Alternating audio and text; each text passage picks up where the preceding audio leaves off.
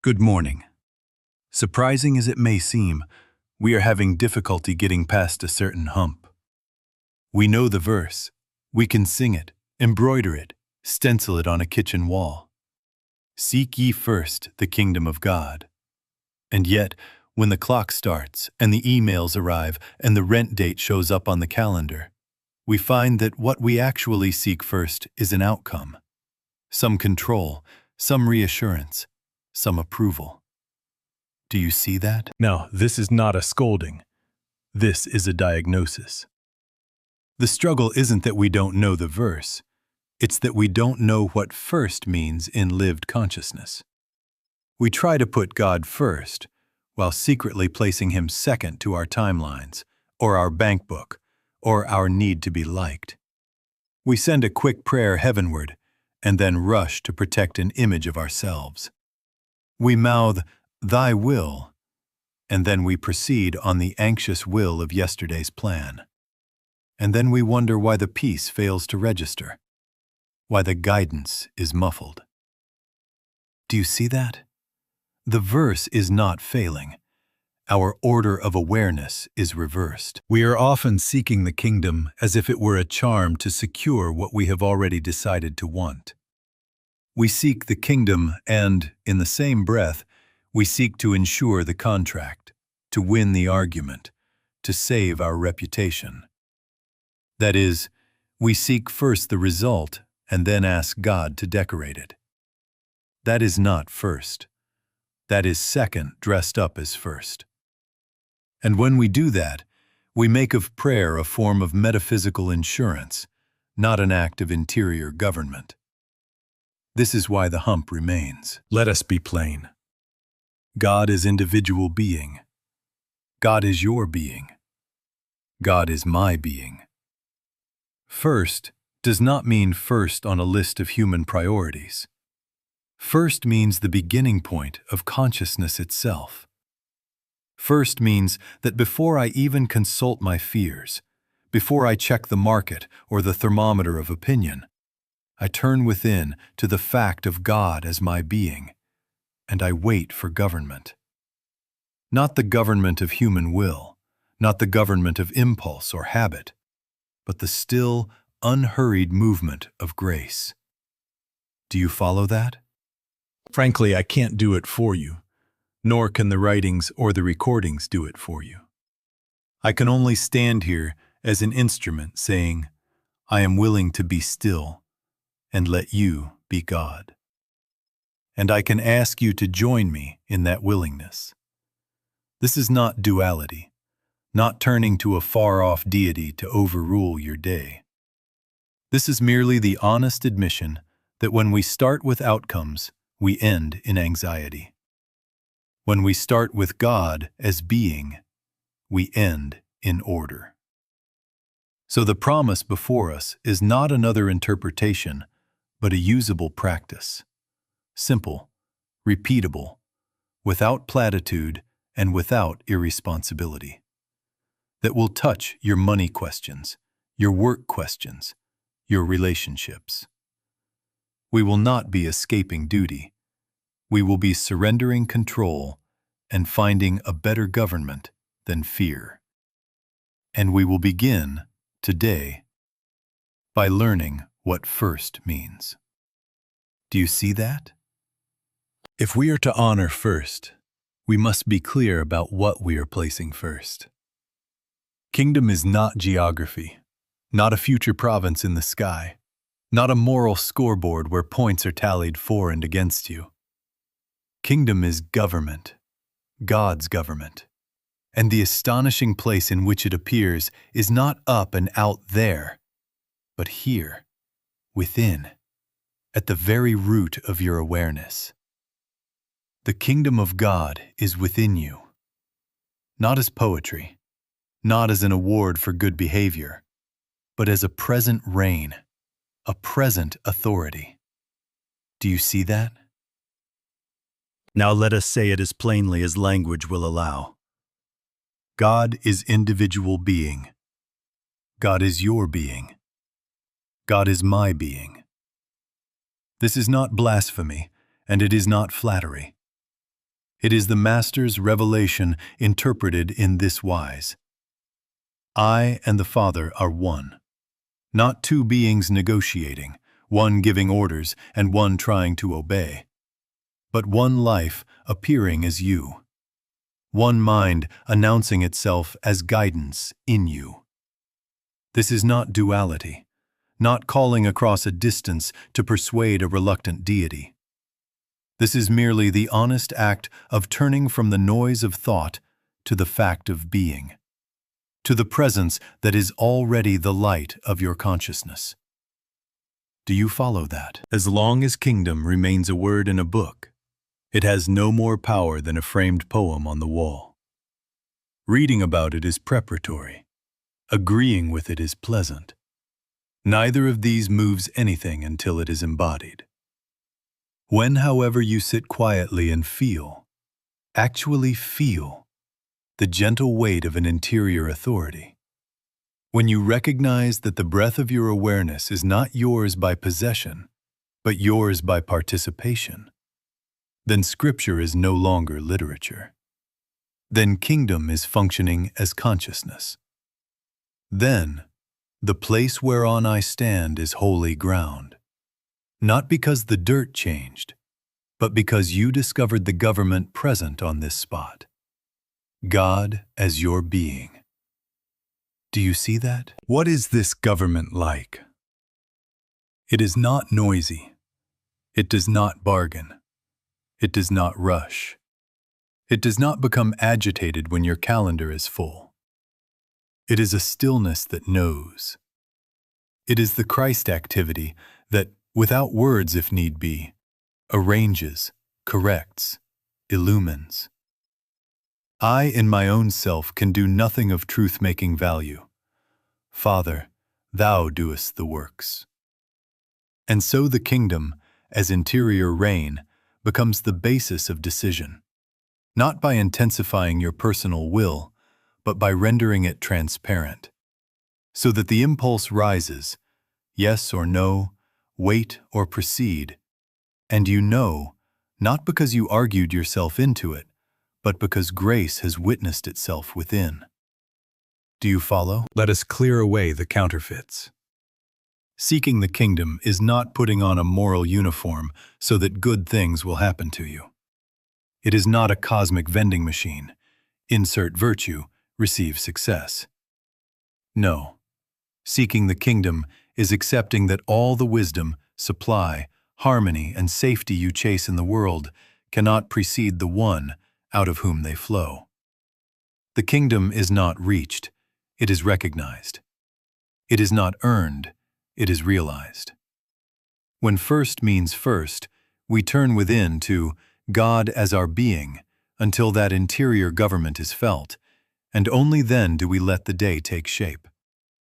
Do you see that? Now here's the part nobody taught us. And because we missed it, we kept turning the verse into a slogan. We thought seek first meant make a devotional moment the first item on a very determined to-do list, and then hurry out to secure the results we have already chosen. We said a prayer over the blueprint and asked God to bless it. That is really seeking the outcome first and painting a halo on it. Do you see that? The order is reversed, and when the order is reversed, anxiety becomes our master, even if the language is religious. First is not a place on your calendar. First is the starting point of your consciousness. First means that before you open a browser tab or your mouth, before you forecast, defend, strategize, or spiral, you pause and acknowledge. God is my being, and therefore government is present now. Not outside, not later, here. You turn inwardly, not to a far-off deity, but to that quiet center that is your life, and you wait.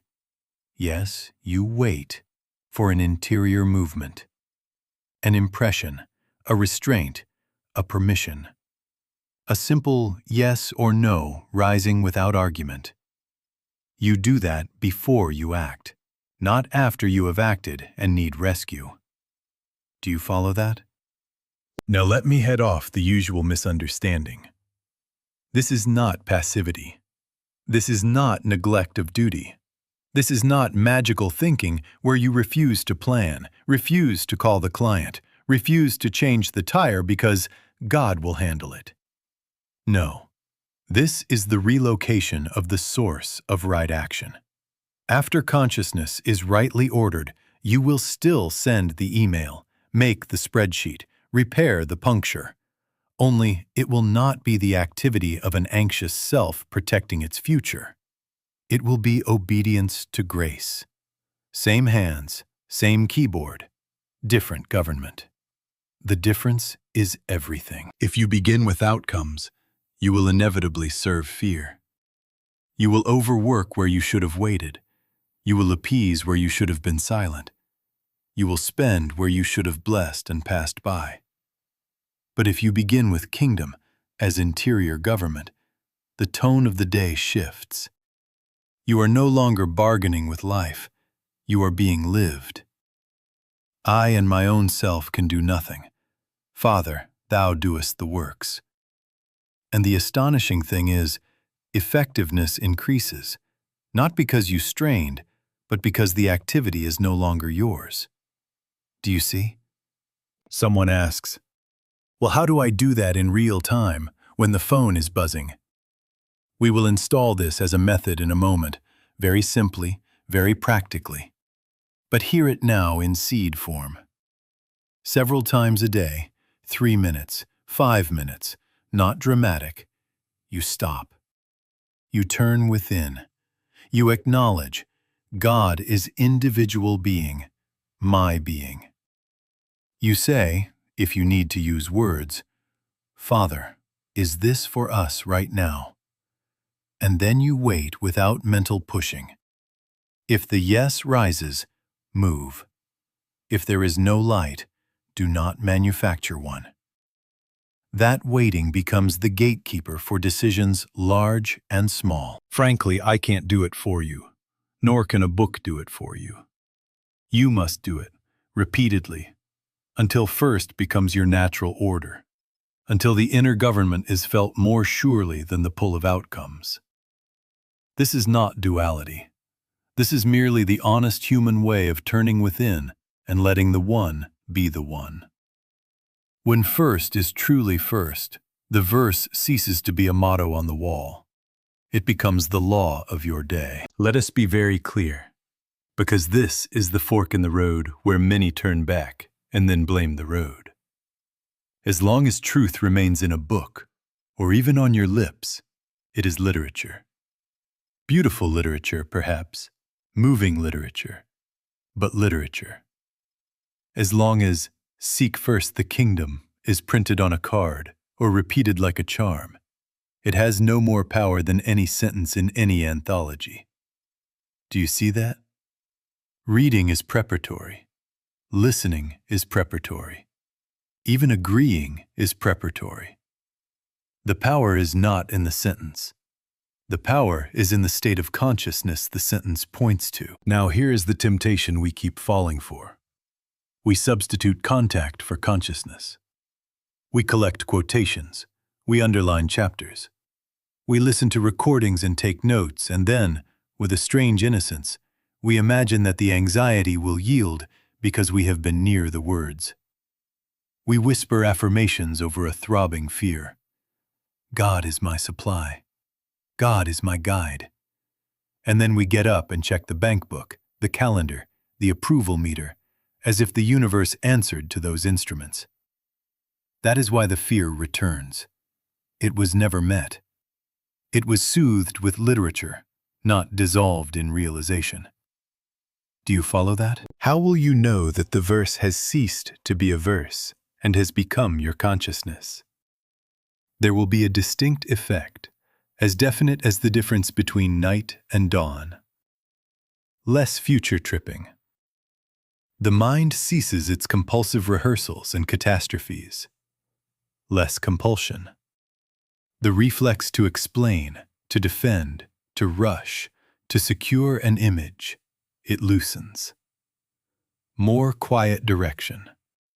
not a noisy argument within yourself, not a spreadsheet of pros and cons, but a simple inner light. Go here, not there. Say little now. Wait. Peace will not be a mood you forced. It will be the atmosphere of government recognized. I in my own self can do nothing. Father, thou doest the works. And you will know the truth is functioning, because action will follow without strain, and in its wake there will be no aftertaste of self-importance or regret. Do you see that? So the issue before us is not to memorize seek first, not to defend it in debate, not to brand it, market it, organize it. The issue is to live it as consciousness. Our work is to let the statement ripen into state. And that means, very practically, turning from the sentence to the silence out of which the sentence was born, turning from the book to the life the book describes, turning from words about grace to grace itself, the activity of the Christ moving as your awareness. This is not duality. This is merely the honest act of being still enough to let the one be the doer.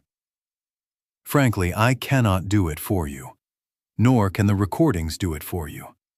They can point. Only you can embody. And when you do, you will find that the verse begins to work you. The literature will have become life. The kingdom will be first, not as ornament, but as government. Now let us put this in your day, not as something dramatic, not as a pilgrimage, but as a quiet order of awareness. Several times daily, 3 minutes, 4, 5, stop. Put down the pen, the phone, the thought. Be still, not with strain, not trying to produce a feeling, simply consenting to an inner fact. God is individual being. God is your being. God is my being. I in my own self can do nothing. Father, thou doest the works. I am a willing instrument. I'm willing to be still and let you be God. Do you see that? Then, if words help, say inwardly, very simply, Father, is this for us right now? And wait. No forcing, no pleading, no bargaining. Waiting is not drifting into daydreams. It is a quiet receptivity, an unhurried listening, until there is an impulse. Yes, no, or not now. If a yes arises, it will not be a shout. It will be a light. If there is no light, do not manufacture one. Do not start an argument with yourself and call it guidance. Be content with not now and return to your day under that government. Do you follow that? You will find that 3 minutes, truly observed, can change the quality of an hour. Morning before the world grabs you. Stop.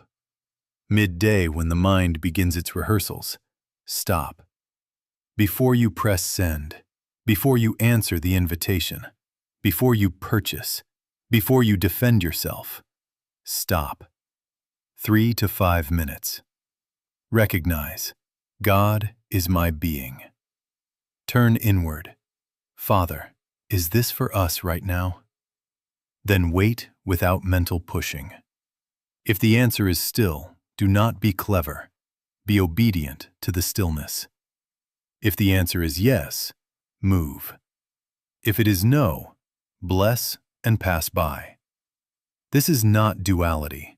This is merely the honest act of turning within to the government already present as your life. Now, frankly, I cannot do this for you. The books cannot do it. The recordings cannot do it. They can point. Only your own turning within will establish this order in you. The grace is universal, but the consent must be individual. And when you practice in this little way, repeatedly, the disproportionate fears begin to wither, because they have no authority in the presence. The craving to fix outcomes weakens because another government has announced itself. How will you know you have waited rightly? There will be a soft release, a clarity without argument. Go here, not there. Speak now or keep silence. Send the note or let the hour pass. If nothing comes, that is guidance, not now. Do not call delay a failure. Call it obedience. Keep these intervals uncomplicated and frequent. It is the repetition, not the drama, that installs first as your natural order. Then action becomes response to grace rather than reaction to anxiety. Do you see that? Now we must look straight at the inner mechanics, because even with intervals of turning within, the mind will come back with its old arithmetic. Suppose someone stands before you and insists 2 times 2 is 5. Do you begin a war with the person? Do you push, argue, threaten? No, you do not have a person to fight. You have a belief to meet. And you meet it not by pleading with the world, but by correcting the equation within your own understanding. 2 times 2 is 4, and the moment that is realized, the heat goes out of the argument. Do you see that? Decision anxiety is usually nothing more than a dressed-up 2 times 2 equals 5. If I don't control this now, I will lose everything. If I say no, I'll be punished. If I wait, the opportunity will vanish. False equations, announced with the tone of fact. And because they feel loud, because they wear headlines and bank balances and other people's faces, we believe them, rush to fix them out there, and so become servants of the error we have accepted. Do you follow that? The moment you accept the suggestion as fact, you are compelled to fight its projection in circumstances. That is why the battle becomes exhausting. Where then is the battleground? Not in the numbers on a screen, not in the voices that approve or disapprove, not in the calendar that seems to close in on you. You never meet fear out there. You meet suggestion in consciousness. Where else could you meet it? Where can you meet 2 times 2 equals 5 except in your own mind? I have not got a hostile market to conquer. I have a suggestion of separation from supply to dissolve. I have not got an impossible boss to overcome. I have a suggestion that my good depends upon a human will. And so, right where the suggestion knocks, I turn within. God is individual being. God is my being. God is my supply, my law, my government. I can in my own self do nothing. Father, thou doest the works. Let thy grace be the sufficiency unto this situation. Then I wait, quietly, until the heat of the suggestion ebbs and the light of government is felt. This is not duality. This is merely the honest act of meeting belief where belief lives. When the belief is corrected inwardly, something very practical happens. Actions become simpler, fewer, and astonishingly accurate. The 20 frenzied emails reduce to one clear note. The impulse to buy, just to feel safe, dissolves, and you pass by without a struggle. A call is made at the right hour instead of 5 scattered attempts. A no is spoken without apology, or a yes is offered without bargaining. Planning is no longer a substitute for guidance. It becomes the natural form guidance takes. The spreadsheet is made, but not as a shield against fear, rather as obedience to the light that arose. Do you see that? If you try to meet the condition without first meeting the belief, you keep the error alive by wrestling its shadow. Each fresh plan, each hurried reassurance becomes another way of saying, yes, 2 times 2 might be 5, so I must hurry. No. Stop. Turn. Correct the arithmetic. God is your being. All that the Father hath is the life of your being. When the inner acceptance shifts, you will find the exterior rearrangement follows with very little strain and often with less motion than you imagined necessary. Responsibility remains, control releases. And in that release, decisions cease to be battles, they become responses to grace. Do you follow that? And so with money, the test comes hourly. Can I afford this is the surface question. Am I safe is the beating drum beneath it. And under that drum is a quiet arithmetic error. The belief that supply lives out there, in a bank book, in a market, in some person's decision, and that I must hurry to catch it before it disappears. Do you see that? When that belief is entertained, we either grasp and hoard or we binge and call it faith. But in both cases we are serving outcomes first and government not at all. Let us make a clean negation so the mind stops bargaining. We do not trust the bank book, not the economy, not luck, not the favor of a boss, not the weather of markets, not the charm of opportunity. And we also do not pretend that bills do not exist, that obligations will evaporate if we look holy, that numbers have no place.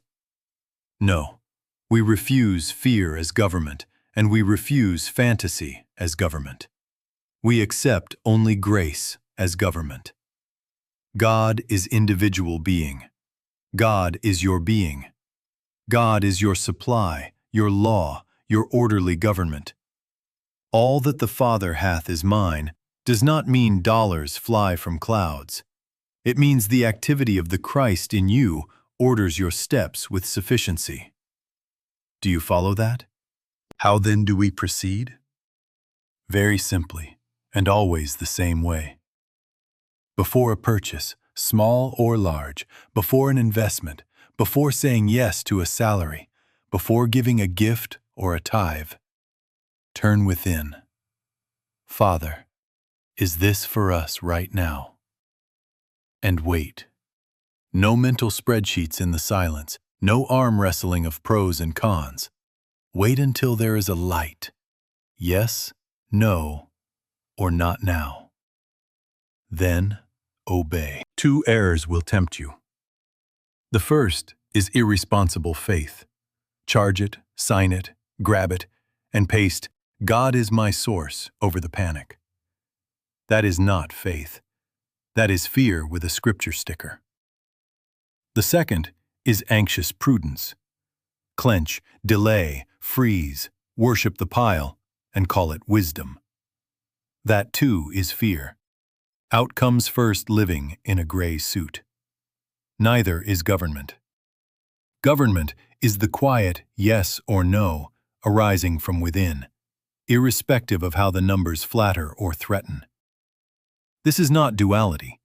This is merely the honest act of letting supply be recognized where it actually is. What happens when supply is received as inner government? Clarity grows quieter. Sometimes the inner no stops a bargain that would have chained you to years of compensation.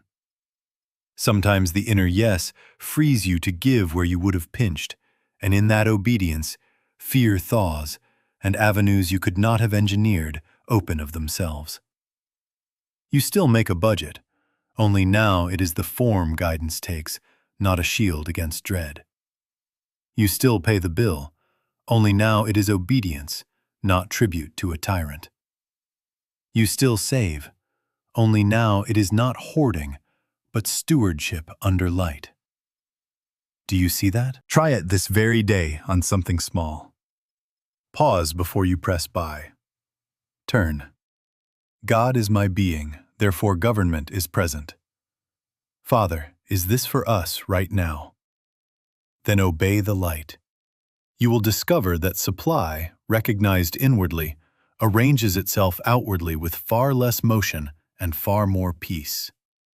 Thy grace, not surplus, will be your sufficiency. The same temptation that haunts money haunts work, only with shinier language.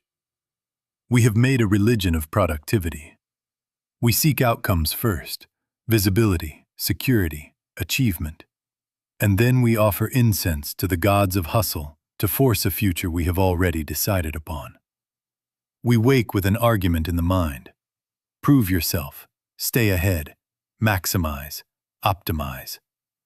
And so we plan as a substitute for peace. We stack projects to muffle anxiety. And then we call the exhaustion calling. Do you see that? The order is reversed.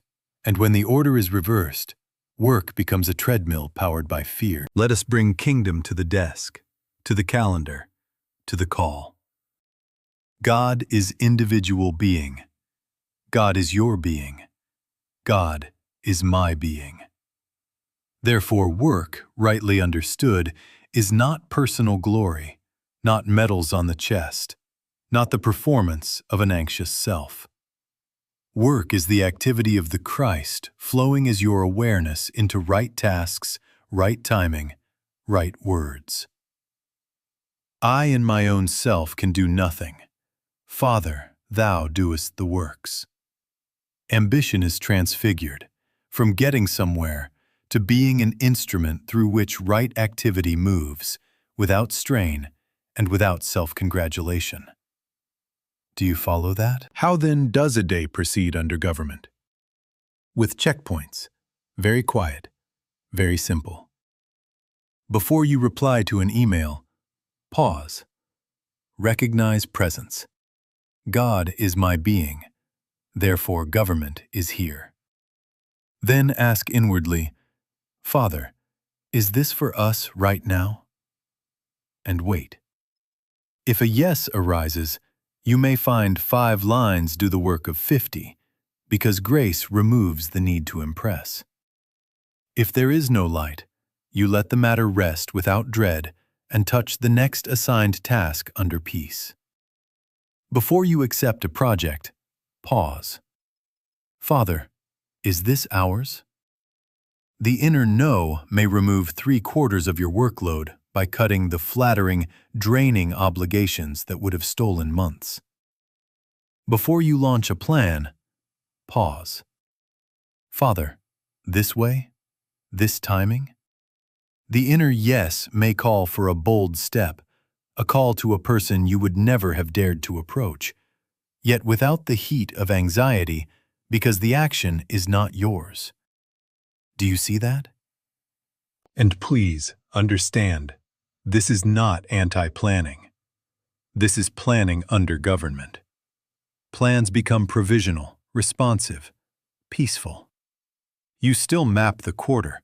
You still prepare the proposal. You still show up at the hour you promised.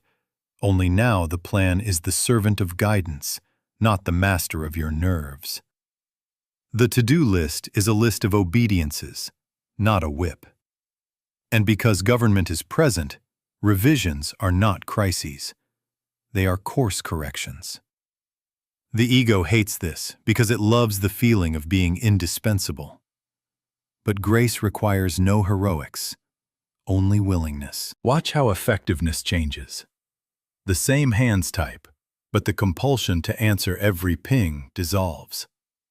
The same voice speaks, but it does not sell itself. Deadlines are met with fewer words, cleaner drafts, more rest. You will discover that saying no in the light is as holy as saying yes in the light. You will discover that pauses produce more than panic ever did. And you will discover, perhaps to your astonishment, that what is yours cannot be lost, and what is not yours cannot be kept. Because work is no longer a hunt for outcomes. It is participation in an interior government that knows its own. Do you follow that? Now, if ever there were a field where outcomes first masquerades as virtue, it is in our relationships. We want to be liked, to be right, to be chosen, to be admired, and we call that love. We offer a bouquet to the idol of approval and then wonder why our speech is tangled and our boundaries spongy. Do you see that? The hunger to be understood becomes our government, and once approval is enthroned, Truth is bartered, and we pay for short moments of warmth with long seasons of confusion. Let us return to the non-dual foundation. God is individual being. God is your being. God is my being. If that is so, I do not stand before you as a beggar asking you to complete me. I meet the suggestion of lack within my own consciousness. That craving voice, the one that says, if they accept me, I will be safe. If they reject me, I am diminished, is the same old 2 times 2 equals 5. Where can you meet that but within? I, in my own self, can do nothing. Father, thou doest the works. Let thy grace be the sufficiency unto this conversation, this friendship, this home. This is not duality. This is merely the honest act of turning within to the government already present as our life. Do you follow that? Now very practically. Before the difficult conversation, pause. Recognize presence. God is my being, government is here. Father, is this for us right now? And wait. If the light says speak, you will speak under authority, not under heat. Your words will be fewer, straighter, gentler. If the light says not now, you will not hide. You will simply not manufacture a timing. Before a dating decision, pause. Father, is this ours? The inner no may free you from months of performance. The inner yes may ask courage to show up honestly. Before setting a boundary, pause. Father, how? Now? With what words? And you will find the sentence forms almost of itself. In the light, I cannot do that. Or, I will be able to do this much. Or, I am sorry, I was wrong. Do you see that? Beware the counterfeit here. Seeking the kingdom is not spiritualizing avoidance. Silence that hides fear is not obedience, it is delay. The inner government may say, apologize. It may say, tell the truth plainly. It may say, depart. None of these is aggression. All are obediences. You will know the difference by the aftertaste. When action rises from grace, there is relief without gloating, firmness without hardness. When action rises from fear, there is a residue, self-justifying monologues, imaginary cross-examinations, the urge to recruit allies. Do you follow that? What then is the fruit of first in our relations? Less manipulation, less people-pleasing, less rehearsing speeches designed to purchase a reaction. More directness with gentleness, because direction is no longer bought with approval. You will surprise yourself. You will listen without the itch to rebut. You will say no without apology. You will say yes without bargaining. If you are misunderstood, you are not shaken, because your good is not hostage to another's weather. If you are welcomed, you are grateful but not inflated, because love is recognized as the activity of the Christ flowing through, not a medal pinned on you. And day by day, as this order is kept, relationship ceases to be a marketplace of needs and becomes a meeting of being with being under one government. Do you see that? Now naturally, as you begin to live this order, someone will feel the quiet around you, and they will ask for help. Here is the hump where many well-meaning souls fall into a trap. They become the system. They become the hotline, the guru, the indispensable fixer. And I tell you plainly, a man or a woman sins when they leave another with the impression that they, in any wise, need them. Do you see that? If I encourage your reliance on me, I have stolen from you the very birthright I am sent to point out. God as your being, your government, your supply, your light. So what is true service? It is never, let me fix you. It is always, let us go to God together. Not a slogan, a procedure. When someone asks for counsel, resist the urge to collect facts and distribute cleverness. Say, come, let us sit a moment. Then turn within, both of you. Recognize, God is individual being.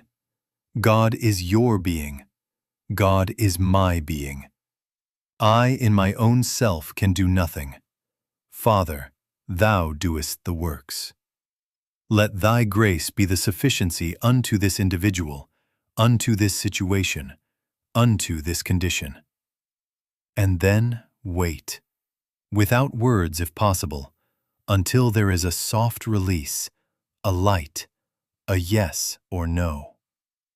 Do you follow that? Notice the shift. I am not wrestling their condition out there. I am meeting suggestion in my own consciousness.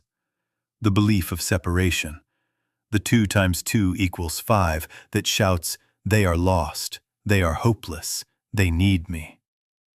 Where can I meet that but within? The moment I accept God as the only law and life here, the heat goes out of the panic. Then, if instruction rises, call this person, rest now, take this step. It is grace moving, not my brilliance. The greatest help often comes when there are no words and no thoughts, only the activity of the Christ announcing itself as peace and direction. Do you see that? Practical boundaries must protect this. Do not become a perpetual emergency room for unpracticed fear. If someone phones with long narratives, gently interrupt. We are not helped by story. Let us be still. If they wish for daily dependence, answer tenderly but firmly. Between now and our next 5 minutes together, take 3 intervals of turning within, 3 to 5 minutes each. Acknowledge God as your being. Ask, Father, is this for us right now? Then obey the light you receive. We will meet again, not to replace your guidance, but to confirm it. This is not harshness. It is love that refuses to foster spiritual childhood. Do you follow that? And please, remember, help is not emotional labor. It is not sympathy that sinks into the same hole. Help is grace in operation. I am a willing instrument. I'm willing to be still and let you be God. This is not duality. This is merely the honest human form of turning within and letting the one be the doer through both of us. When we serve in this way, people leave lighter and freer, not bound to our number or our mood, but anchored in their own inner government. Then service has done its holy work. It has pointed away from person to presence, away from neediness to sufficiency, away from system to spirit. Let us go to God together, and then let each go free under one government. Do you see that? Now let us be honest, because here is where some of you, even seasoned in practice, find yourselves right back at the old gate. The calendar fills, the budget blinks red, a deadline moves like a train, and, surprising as it may seem, the battle has to be fought all over again. Not out there with tasks and totals, but in here, where the mind starts forecasting storms and then tries to build an ark with paper plans. Do you see that? I have been in that very place. The habit to control is ancient. It does not die because we had a good morning. It rises politely with the day, puts on a tie called prudence, and asks you to worship it. Now hear the paradox that saves your day. You may keep a calendar. Keep it. You may have a budget. Have it. You may sign a contract and meet a deadline. Meet it. But you must refuse to bow to these as the source of safety. They are forms, not gods, servants, not saviors. Planning is not government. Grace is government. This is not duality. This is merely the honest act of letting the plan be a vessel while the life is the presence. I, in my own self, can do nothing. Father, thou doest the works. God is individual being. God is your being. God is my being. All that the Father hath is the life of your being. Do you follow that? So when the spike of anxiety comes at 11:30, do not make 3 more lists. Stop. 3 minutes. Turn within. Very quietly, not dramatically, declare, Thy grace is my sufficiency in all things. Thy grace is my sufficiency for this hour, this task, this bill, this promise. I am a willing instrument. I'm willing to be still and let you be God. Then wait. No bargaining, no rehearsing, no if-then. Wait until the compulsion loosens. There will be a soft release, a little unhooking in the chest, a slackening in the scalp. And then, only then, ask, Father, is this for us right now? If a light comes, move. If it does not, do not manufacture one. Return to the next right obedience under peace. Do you see that? Learn the signs. Outcomes first living always smells of hurry, urgency without clarity, mental rehearsing of 10 conversations you will never have, catastrophizing. If this slips, everything collapses. If I say no, I'll be ruined. You know that odor. Kingdom first living is different. Simplicity begins to appear. Fewer words, fewer motions. Restraint without fear. You can let an email wait because the government of your good is not in their inbox. Clarity without drama. 1 step, not 7. 1 call, not 5. Plans exist, but they are penciled under peace, revised without panic, executed without self-importance. Do you follow that? And let me press this comfort upon you. The aim here is not fireworks or mystical ecstasy. It is steadiness.